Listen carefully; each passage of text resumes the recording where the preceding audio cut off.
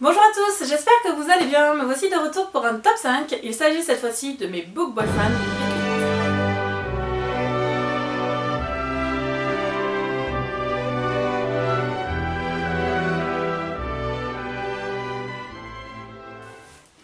J'ai décidé de vous parler aujourd'hui de 5 book boyfriends découverts au fur et à mesure de mes lectures Bitlit. Donc j'ai pris des créatures qui mordent, plus ou moins.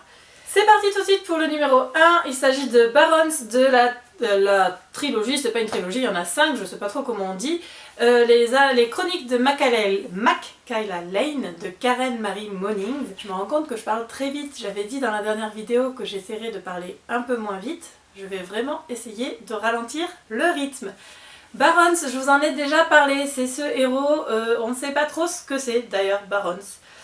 C'est pas trop grave, hein, en fait, on s'en fiche un peu de savoir ce que c'est comme créature, on sait juste qu'il est sexy, qu'il est viril et que on aimerait bien l'avoir nous aussi. En plus, il a une librairie, sérieux, le mec il tient une librairie. Donc forcément, Barons, je ne pouvais que vous en parler. En numéro 2, on retrouve Bones de Chasseuse de la Nuit de Janine Frost. Alors là, c'est facile, Bones c'est un vampire. Bones, c'est ce vampire qui me fait penser à Angel de Buffy. Peut-être parce qu'après il jouait dans Bones, hein, comme son nom l'indique. Moi je l'imagine comme ça en tout cas, grand, ténébreux, enfin vous voyez, Angel quoi. Et donc... Pardon. Et donc Bones, voilà, c'est un vampire super sexy et super trop fort et trop qu'on veut le même. En numéro 3, on retrouve Reyes de la série Charlie Davidson par Darida Jones. Reyes, c'est le fils de Satan. Ouais. Reyes, il a des tatouages, il a la carte de l'enfer, la clé des enfers tatouée sur le dos. Donc Reyes, on sait pas trop ce qu'il est, enfin si, on sait ce qu'il est, on sait pas trop s'il est gentil ou méchant, mais Reyes en tout cas, il est horrible. En numéro 4, on retrouve Jeremy Danvers de la saga Femme de l'autre monde de Kelly Armstrong, qu'on voit pour la première fois dans le tome 7 Antise. Jeremy, c'est un loup-garou, c'est le mâle alpha de sa meute.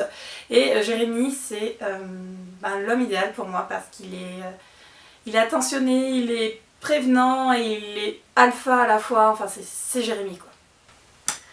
En 5e position de mon top 5, mais en première position dans mon cœur plus ou moins, j'ai essayé... Non, je les ai pas classés du tout, je les aime les 5 autant, c'est difficile d'en trouver un qui sort du lot, il fallait bien que je vous en sorte 5. Donc on retrouve enfin Ethan des Vampires de Chicago de Chloé Neal. Ethan c'est donc un vampire lui aussi. Voilà, Ethan c'est le chef des vampires de la maison Cadogan.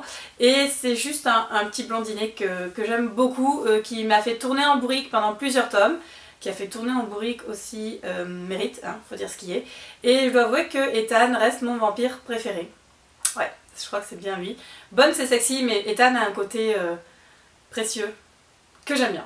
Voilà, c'est fini pour mon top 5. J'espère qu'il vous a plu.